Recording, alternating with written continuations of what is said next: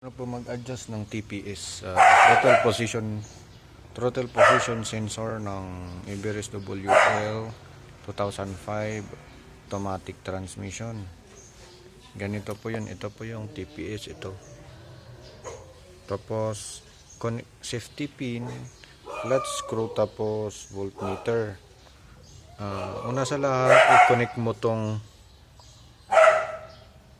tong safety pin dito sa may ito blue yellow.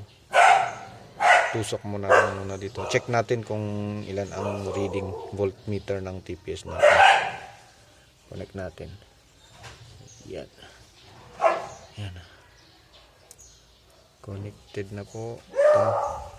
Tapos yung sa voltmeter, adjust natin sa 12 volts, 20 volts po kasi yung minimum. Negative sa negative, dito sa negative pole natin ilalagay.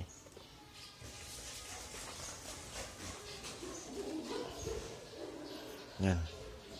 Tapos zero po siya. Tapos yung positive dito sa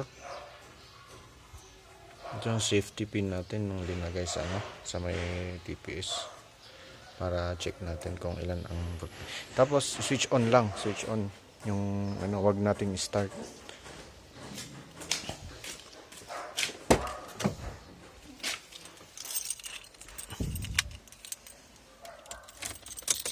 Yan, switch on lang po.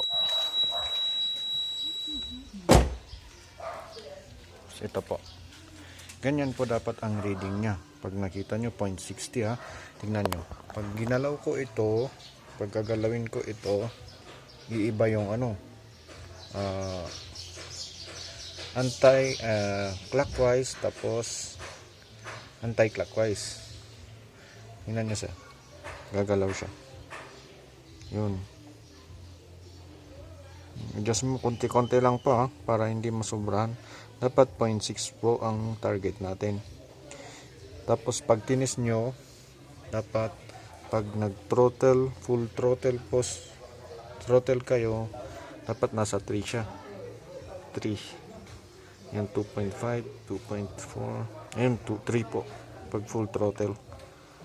Ganun lang po ang mag-adjust ng TPS, throttle position sensor. Ito po, luwangan nyo na lang po itong dalawa. Tapos ikot clockwise or anti-clockwise.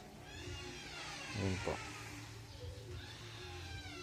Positive sa may wire na yun. Negative. Tapos yan. Pag enough ko po yung magsisiro yan. Pag enough po yung switch.